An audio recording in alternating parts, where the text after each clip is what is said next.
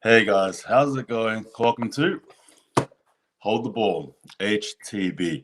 I'm here with a very special guest, directly from Boston. I've been given the absolute privilege to actually have a talk with him and find things out about him, as well as Boston Rugby League 13. But without further ado, I'll let him introduce himself. So, off to you. Yeah, I'm Robin Piers. I've been over in Boston for I think 9 years now. Came here to coach the footy team, and yeah, still here doing my thing over here. Yeah, my Awesome. background's in rugby league from the north of England. I played for a team called Gateshead Thunder for I think it was there 13 years. They're now the Newcastle Thunder. But yeah, got recruited to come and coach in Boston, and yeah, love the American lifestyle, so I'm still here. Oh, that's good. And when did Boston Rugby League sort of start? I believe they were founded in 2009. There was the backstory is interesting. There was a guy. He's an English guy, but he's from the south of England, so he didn't have a league background as a kid. But he went to a Lebanese university, and rugby league strong in the Lebanese university. So he discovered rugby league then. He moved to Boston to do his masters at Harvard University, and decided, because there wasn't a team in what was the AMNRL at that point, he decided that he would start his own team. And the 13s played in the AMNRL first, and then they were one of the founding members of the USARL. And then obviously this year we were hoping to be one of the founding members of the NARL, and we still hope to be one of those for next summer, 2022. Awesome. Yeah. Look, how has the building of the team sort of been happening? So how has that been going on? Obviously, you mentioned the NARL and how it's supposed to start. Then it didn't. It's been postponed for next year. How's been collecting a group of people to play? How's that been going? Yeah, there was an interesting thing last year trying to pull the roster together, because obviously the year before we didn't have any rugby league going on at all because of COVID. Yep. So we had guys that were on our roster previously, so they came out. We recruited a lot of other local players, maybe rugby union players who had some talent, or guys from other sports too. But we also were taking a look at guys around the world that we felt that could enhance our roster. The amount of emails and messages on Facebook and Twitter and stuff that I was getting, and some of the names that they were dropping in my inbox saying they wanted to play in America, I was like, wow, this is kind of crazy. It was pretty sweet, to be honest. But we as a club decided pretty early on that because of COVID and the visa situation in America, that we were going to run with a mainly local-based squad in our first year. We did talk to a few players about coming in. I'm talking kind of like elite level players. But the players that we really thought could enhance our roster. But we were mainly going to run things with guys we had already here. We have a couple of boys. One guy used to play in the NRL. A guy called Dustin Cooper. He played 6 years NRL. He's here in Boston. He moved over in 2012, the same time as me. We also have a guy called Peter Lupton. Peter played, I think, 300 professional games in England, and captain Wales. I don't think captain Wales at the World Cup. He played for Wales in a World Cup. I think he captained them in a Four Nations Championship, something like that. So, and then we have a couple of Aussie guys over here too. One of them works for the Boston Celtics on the. Oh wow! Yeah, he works on. It's very good when your inbox goes one day and it's like, hey, I'm an experienced rugby player and I live in Boston. It's one of the best messages you can get, So I got one off this guy one day. He works for the Celtics. He plays hooker again. That's a fantastic position to have a player too, because he can get in there. He can guide the team around. And he knows what he's doing. It's very hard to teach an American player how to play in the key positions, because their rugby league experience is limited. I can find a big guy, put him in the middle of the field and say run hard and tackle a guy who runs at you. I can find a fast guy and put him on the wing, and if the ball comes to you, go score me a try. But trying to teach an American rugby player how to manage a game out of hooker, or manage a game out of halfback, or kind of play out the back, a fullback, it's very tough in the limited amount of time you have with the players, Yeah, gotcha. So you touched on it just then regarding transitioning. So has that been sort of a difficult thing for, say, example, the union players coming in and playing league? Have there been any first timers who transition from union, or say, for example, from gridiron football to league? Yeah, I mean, when I first got here, we had this big football defensive end, a guy called Shane Began. I think he's 6'6", and Well, yeah, he's 265 pounds. I don't know what that equates to in kilograms. He's probably like 120, 125. And yeah, he just looked like a kind of like a Paul Harrigan front row. And I was just like, yeah, yeah, we'll definitely be able to do something with you. And yeah, Shane did well. He ended up representing the US maybe 3, 4, 5 times. Played a couple of times in Hawaii. Once against Samoa. I forget who else he played against out there. But yeah, you know, sort of sometimes you just get these American players, football players, athletes that you know you can just do something with. Sadly, in Boston, we don't always get the caliber of athlete that they might get out west or down south. gotcha. You know, like if you did like a snapshot of the NFL, the amount of players from Massachusetts would be minimal. But if you did a snapshot of the amount of players in the NFL from California, from Texas, from Oklahoma, from Florida, there would be a much higher percentage. Sorry, I got my little puppy. He's sniffing around, wondering what's going on here. So yeah, one of the big sports actually here in Boston that they do dominate in, grassroots wise, is hockey. We have a lot of players will go from Boston, from Massachusetts to the NHL. We got a lot of the best hockey colleges around here, but we do certainly try and attract these kids, but it's a little bit harder to find them. Yeah, Because they're skaters as opposed to people who are used to running, you know. But yeah, I've got a couple of contacts. Every season, I'll reach out to all my contacts from different sports, different colleges here in Boston, and yeah, we take anybody with a little bit of athletic talent, and then we can try and do something with that. yeah. Look, I'm pretty interested in the whole the idea of ice hockey players. So, have there been some that have actually given the league a go, like given rugby league a go? So interestingly, the guy I just mentioned to you, Shane, he actually played a good level of hockey too.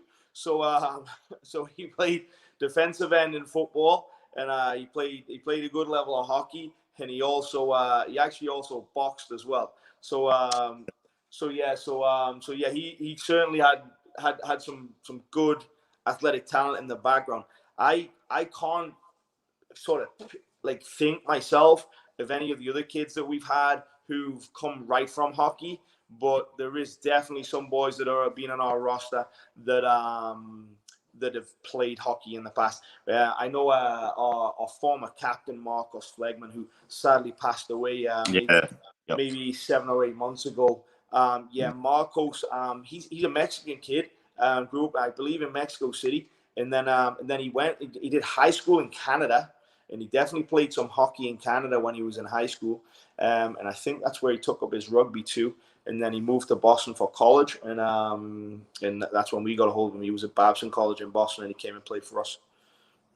Yeah, look, just before I go, talk about that. Just continue. Sorry. Condolences again to Marcos Flegman. I did actually hear of his stuff, his rugby league stuff as well. Being on this side, so again, condolences. But yeah, I was just thinking about it today actually, because all the time in August, my Facebook memories, you know, sort of, it'll be like, this happened 5 years ago, this happened 4 years ago, and because the USARL season finished off at the end of August, all my notifications now are about semifinals that we've been in. So I was thinking in a week's time. In a week's time, it's going to come up. We won the grand final in 2015, and yeah, I was the coach and Marcos was the captain. We went up to lift the trophy together. So I was definitely thinking about that thinking about Marcos and just everything. You know, it's everything's tough. Yeah, understood. So just back to the Boston Rugby League. So how's the feel of rugby league in Boston? I mean, obviously it's not one of the major sports. Like you've got the basketball, you got the ice hockey. Where does it sort of sit?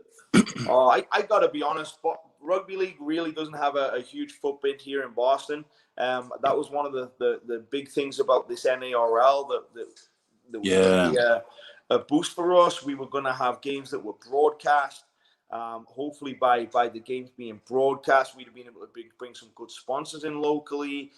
Some of the local media would have been more interested in what we were doing, and it really would. It really would help things take off. And again, like I say, the NARL, it's been postponed till 2022. And yeah, we're hoping that we can just jump right into that once we get a start date, start recruiting players, and yeah, really hit the ground running in 2022. Really start making a footprint for rugby league. Yeah. So so just going on the NARL. Obviously there's hope for next year to be able to play. What are you guys doing to prepare for that? So obviously when things sort of fell by the wayside this summer, we were going to try and have some games this summer, and it just didn't become viable. One of the problems that we always have in Boston is the weather, and sort of it kind of like in a reverse sense. So our winters here in Boston are so bad that it's very hard to convince the boys to give up their whole summer for us. So usually, you recruit your roster for at the start of the summer, and you say to the boys like, right, let me know which games you might not be available for. Sort of some kids will be like, hey, I got a wedding this weekend. I'm going. My family have a vacation on this weekend. So once there wasn't a set structure for this summer, we tried to pull a couple of games together, but and strangely, we'd actually paid for our fields. We were supposed to be hosting two of the NRL events. We paid for the field, so we were trying to get some teams to come on those weekends where the fields were already paid for. But sadly, we were hosting, I believe, round 5 and round 7. So, like, to tell my boys that they needed to keep coming to practice for another 6 weeks before we had a sniff of a game when they'd already been training for maybe 8 weeks. It's a long time to not have a game. So sadly, we had to let everything just kind of lie. The boys went off, and most of the boys will have went off and played some rugby union, and then and then done their vacations and been to the weddings they needed to attend. What we're trying to do now is we're trying to suss out a couple of dates in the fall where we can arrange some games. I had an initial discussion with New York Freedom a few days ago to see if we can get a game against them. They're keen, and I had an initial discussion with one of the guys from Toronto. So we're hoping that if the border opens up between the US and Canada, I think the way it works right now is that US citizens, if they're vaccinated, can go into Canada. But I don't think Canadians can come into the US right now. But that might, like, everything's kind of moving, everything's changing. Sadly, Boston just threw in a mask mandate today for everything indoors. So kind of, I know certain states in Australia are having their own problems with it right now. It's certainly cycling back around here in America. Texas is struggling a little bit. Florida's struggling. I wouldn't say anything's an issue in masks, but the mayor of Boston decided we were going to go back to masks indoors next week. We believe it's a little bit to do with colleges start next week, and Boston has a lot of colleges. So we'll have kids from all over America and all over the world traveling into Boston. So we believe the mask mandate's a little bit to do with stopping any spread that they might start. But yeah, so it's everything's kind of fluid. We're trying to kind of nail some stuff down. But yeah, like it's been for everybody over the last 18 months, we'll put some plans in place and see if we can make it happen. If we can, we can. And if they fall by the wayside, they do, just because of the COVID situation. Yeah, look, it just shows you the impact that COVID is having in sport. And I guess obviously for you guys, NARL, it is it is sort of just it's tough because obviously there was that that build up that was supposed to happen, and then COVID came, and it's obviously postponed. And then obviously, again, COVID is sort of making the rounds again, and it's Yeah. obviously a great known. Yeah, that's the thing, and especially we got the teams in Canada, and obviously then you're dealing with governments from both countries. So you're not just reliant on what the US government are doing. You're also reliant on what the Canadian government are doing. You have to be careful about that. It's one of the reasons why the NARL this year we were going to play an American competition, and the Canadian teams were going to play in a Canada Cup, and then I believe they were going to enter up. And one of the original plans was they were going to the winner of the Canada Cup would enter the playoffs. But yeah, like as I said, if the NARL did happen this year, we would be approaching playoff time. And like I say, I still don't think the Canadian teams can come into the US to play. So yeah, everything's kind of thrown up in the air. But we're just gonna kind of keep moving forward. Like I say, I'm hoping that we're gonna have 2 games in the fall if we can make them happen. Yeah, that'll be a good starting point. It'll enable us to see some of our players in action that we haven't seen either in a long time, or players that we recruited to play in the summer, and then the summer didn't actually happen. Yeah, like I say, a couple of games in the fall would be great. Getting ready to play once the spring league starts up in 2022. Cool. Do you guys, or will you guys have a shop set up for people to buy your merchandise? Is there any plans for that? Yeah, we'll once we make an announcement, once the league makes an announcement with regards to who's going to be the apparel guys for 2022, then I believe the league will probably do that centrally. Sorry, my puppy's throwing his toy around. Let me just grab that off him so it doesn't disturb us. Okay, give me that.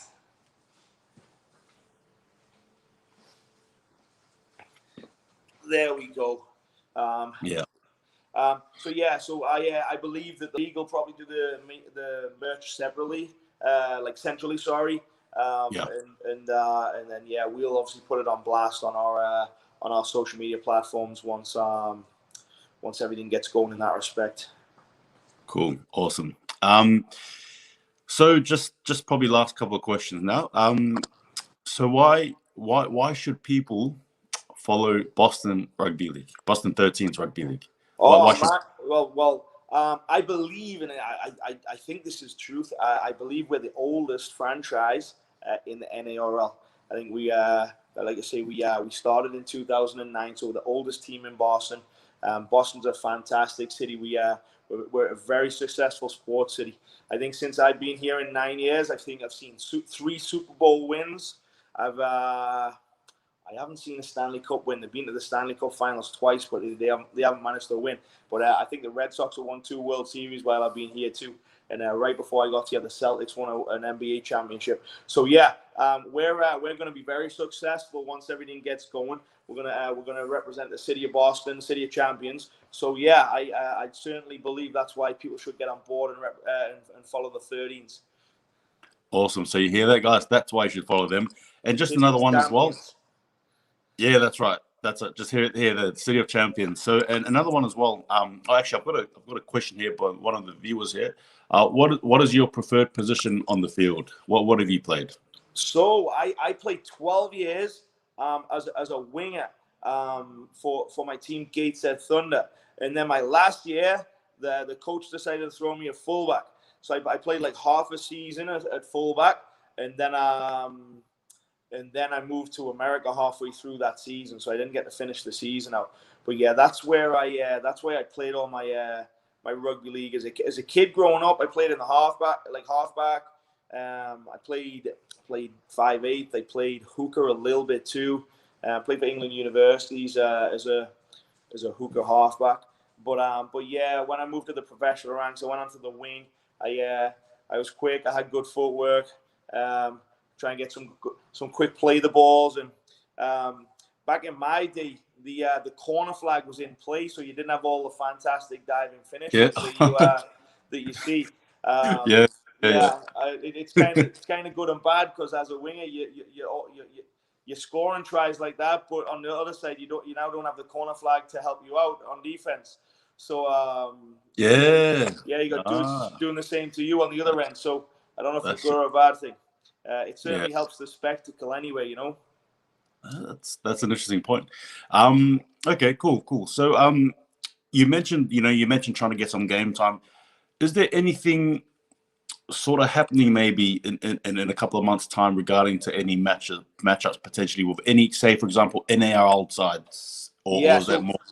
What we're hoping to do, like I said, I talked briefly to the guy from the New York Freedom. I think 2 days ago, and he said that let's lock in some dates and let's put a game in for sure. And then I messaged one of the guys involved with the Wolfpack very briefly, and again we touch base and there's an interest there, but we just haven't.